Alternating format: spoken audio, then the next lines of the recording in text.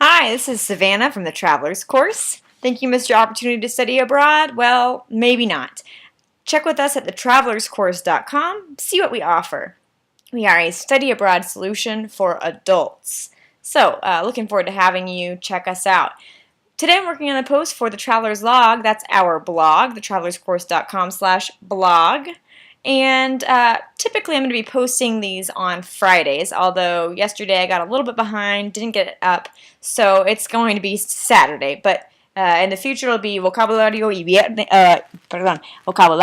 y Verbos Viernes. And then we have jueves, that's our conversation day. So we'll have a little bit of the, you can see here, a bit of language tutoring based on conversational situations, whereas Fridays are a little bit more of the nitty-gritty grammar and vocab.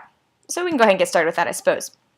Today I want to talk about a very basic concept, but a very important one to the study of Spanish, which is conjugation. Now, I have been teaching Spanish for a long time now. It's about 7 years, and I find that often students come to me who have taken classes in the past and they have sort of a rough idea of how to conjugate, but they don't really know the point or why, and that can make things very confusing. So just briefly, conjugation is the process of changing a verb in order to indicate a subject, or in order to match the subject. And the subject is, of course, the one doing the action, and the verb being the action itself. So this happens in English. I have the example here. I understand. He understands. So the verb has changed. We have understand with the I, and stands, understands, with the he. Of course, in English, we don't change very frequently. I understand is the same verb as you understand, we understand. So really, he understands is our main difference. He, she understands. And we go back to they understand as just the original understand. So it's less evident in English, but it still happens.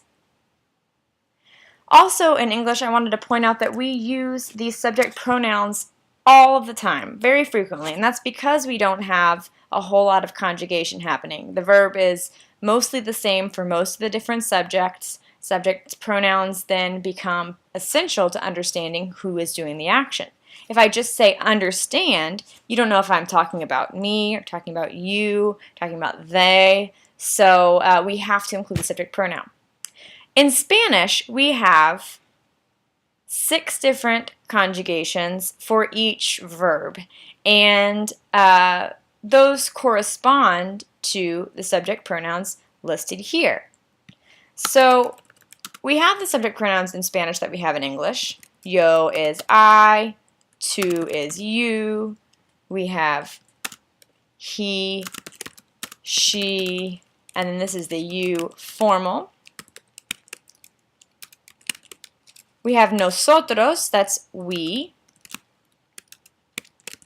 and it can be nosotras, as, when it's all women. If there's even one man involved, then we use the os. Vosotros is the you all, as the plural you, and it is informal. And it's highly used in Spain, although much less utilized in other countries. Again, we have the OS option and the AS option. OS is anytime there's a man, AS when it's only women. We have ellos, ellas, and ustedes. Ellos y ellas both mean they, again, just indicating gender with the endings there. And ustedes is the you, all, the plural you, formal. Well, that doesn't all fit, but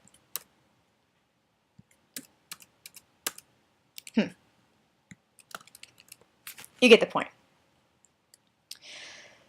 So because each verb conjugates so frequently, we don't necessarily need to include the subject pronoun in order to decide who is doing the action, because it's already included in the conjugation of the verb. If that doesn't make any sense, stick with me. It should in a second. So let's talk about how to conjugate. We're talking today specifically about ER and IR verbs conjugating into the present tense.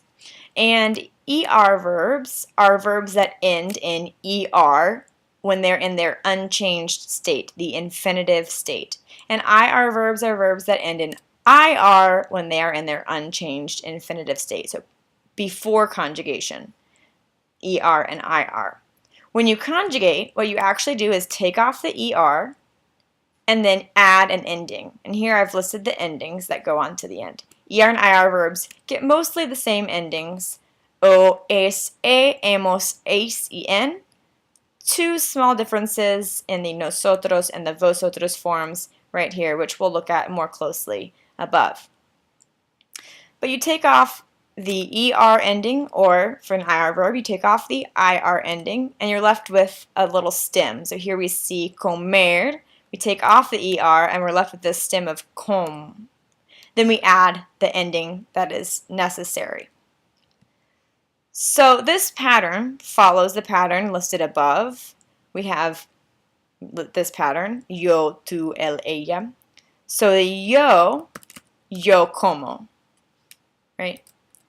Como, because it's the only one that goes with yo, has to be I eat. Comer is to eat. We have an O ending, I eat. Comes, this is you eat. Now notice we don't have to written here because it's optional. We don't need it. The ES already indicates that it's tú. Come, he eats, she eats, or you formal eat. Comemos, that's we eat. Coméis, you all eat. And comen, they eat. So that's how basically the conjugation works and why we do it. You will notice that there are certain subject pronouns that are used more frequently. Can you guess which ones? It's going to be these here and these here. And why might that be? Because there is more than one option that goes with each verb. Here we have yo is como, and there's not another option. There's not another option. Nothing else can be como except for yo. But él is come, as is ella is come, and usted come. Yeah. So those are included more frequently, but still optional. Depending on context, you may not need it. Oftentimes, whenever we're using a subject pronoun with a verb, it's either clarification or emphasis. If I say, como patatas, I eat potatoes, it sounds less emphatic than yo como patatas, I eat potatoes. Right? So that's really the only difference. Conjugation is more important at the end of the day in Spanish that we do it correctly because it includes a lot of information. It also includes who is doing the action.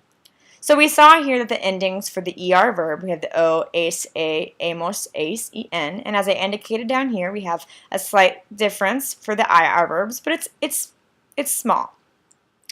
So vivir is to live. So the vivo means I live. Vivo. Vives, you live. Vive, he lives, she lives, or you formal lives.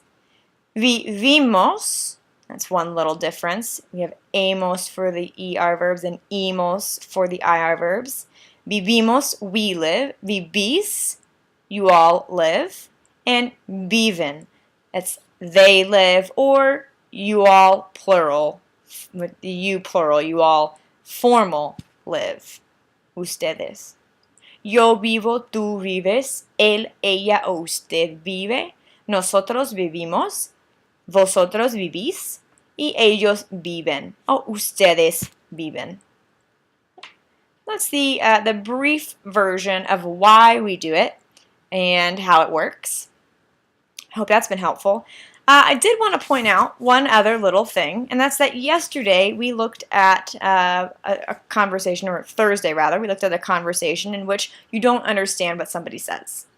And we looked at the response, no le entendí, y no te entendí. And that was the past tense of the verb entender. Well, the present tense of the verb entender has a slight change in it that the ones previously didn't. So here we have entender, to understand. We take off the ER ending, and we still see that we have the O, es, e, hemos, es, en that we have here. O, es, e, hemos, es, en. So it follows that pattern. We also have one more little change that happens, and that's that the second E becomes an IE within the verb itself. It's called a stem change, and while we're going to look at it in the future, it's not super important that you understand it completely or know how to use it all the time, but since we've been talking about the verb entender, I thought I'd go ahead and bring that up. It's not entiendo, but rather yo entiendo, entiendo. Tú entiendes. Él, ella, usted entiende. Nosotros o nosotras entendemos. Vosotros o vosotras entendéis. Y ellos, ellas, y ustedes entienden. So again here, we don't have that change. Not important to memorize why at this point, but nosotros and vosotros don't undergo a stem change. So we have slightly different here. Again, not super important at this point. If you're still working on conjugating regular verbs, that's great. Practice with that. Just wanted to point it out in the meantime. Okay, so we are going to skip over here to our how to respond when you don't understand part 2. We talked about how to say yesterday, or Thursday rather, about how to say no le entendí, I didn't understand you, formal, and no te entendí, I didn't understand you, informal. And we also looked at ¿qué has dicho? That was one of the things we looked at. So just a couple other ways that you can see this verb entender. We saw a second ago entiendo, yo entiendo, I understand. That's an important one to say. We learned how to say I don't understand you, but we didn't learn how to say I do understand you. Yo entiendo, I understand. No entiendo, I don't understand. So that's another option. When you want someone to repeat something, this no te entendí indicates that they should repeat it again. No entiendo indicates more that they should respond with an explanation, more so. So you might hear these questions as well, verifying if you've understood. ¿Entiendes? That's that to form of the verb entender that we looked at. ¿Entiendes? And that's asking simply, do you understand? Do you understand? Then we have you understood? Has entendido? And this form of a conjugation is quite popular in parts of Spain, parts of Latin America, and you may hear it more frequently than other forms of the past, like did you understand? Have you understood? So it's just to be familiar with it in case somebody asks. ¿Has entendido? I have understood. Have you understood? And you can respond with sí. Yo entiendo. Or no, no entiendo. And then entendiste, did you understand? That's another form of the past tense. If you hear it, you can just respond with sí or no. One other way that Spaniards like to check for verification if you've understood something is they'll say sabes. In Santiago de Compostela, where we take many of our trips with our adult students, they say it not sabes, like a question, but sabes. It goes down at the end. Sabes, and they're asking you just to agree or even indicate if you haven't understood something. So that's just another one that's saying, do you know? You know. Saber is to know. So sabes is you know. So that's that.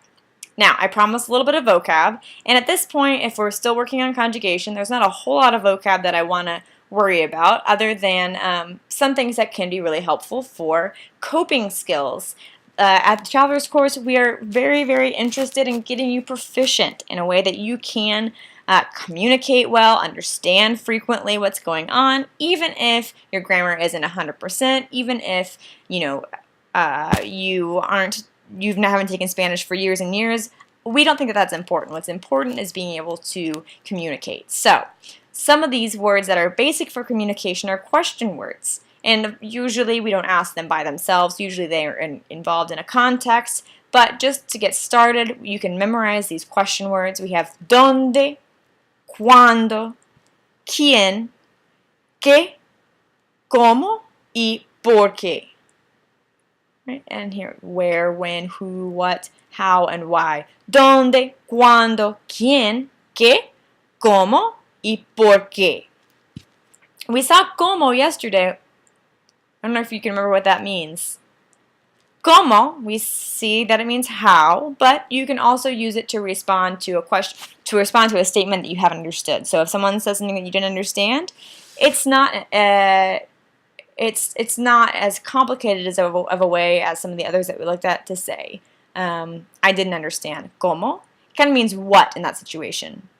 And just like using the word what in English, you have to be a little bit careful with your tone and how you say it so as not to come across rude. But if you're with friends, staying with your host family, for example, you can say cómo, and that indicates that they should repeat what they've said. So we looked at a couple of the other verbs, entender, very briefly at saber, which is to know, sabes, you know. So those are things you should memorize as well. And then here I've given you four regular ER verbs and 4 regular IR verbs. We have comer, which we saw in the example is to eat. Beber, to eat's buddy, to drink. Vender, to sell. And aprender, to learn. I've chosen these verbs to start you off with because they're ones that are easy to conjugate. If you go back and follow these same rules, you can conjugate them. And also because they are useful. They're useful ones for when you're first trying to get around in a Spanish-speaking country. These can be helpful. And for getting to know somebody, you might want to use vivir, which is to live, escribir, to write, permitir, to allow, and subir, to go up. Now, subir also means to get on, like to get on a bus. Subir al autobús. And oftentimes when you're staying in Spain and you have an apartment, it's going to be on a higher floor, on second floor, third floor, fourth floor. And so they'll often say, when are you coming up? When do you come up? Cuando subes? Oh. That kind of thing. So they use the verb subir to talk about entering an apartment. Okay. All right, well, that's all I have for today. Again, we have, just to review, we have the subject pronouns, I, you, and he, she, etc. So we have yo, tú, él, ella, usted, nosotros, nosotras, vosotros, vosotras, ellos, ellas, and ustedes. Then we also have verbs that conjugate. Those include some of these subject pronouns on their own by changing the ending. And when we conjugate, we just cut off the last 2 letters, the ER or the IR, and then we change the end of each word according to the pattern that it fits. So ER with this pattern and IR with this pattern, except we use the emos and the is. And a little bit of vocab for you, question words, regular verbs that you can practice conjugating. And hey, want more? Check back next week, Thursday and Friday. We have little lessons going up on YouTube and on our blog, thetravelerscourse.com/blog. If you are chomping at the bit to get a little bit more hands-on practice, please think about joining us in 2014. We're still offering great introductory pricing for July and August travel, as well as discounts if you sign up early for travel and the rest of the year. Visit us at travelerscourse.com to find out more. Hope to see you in Spain sometime soon.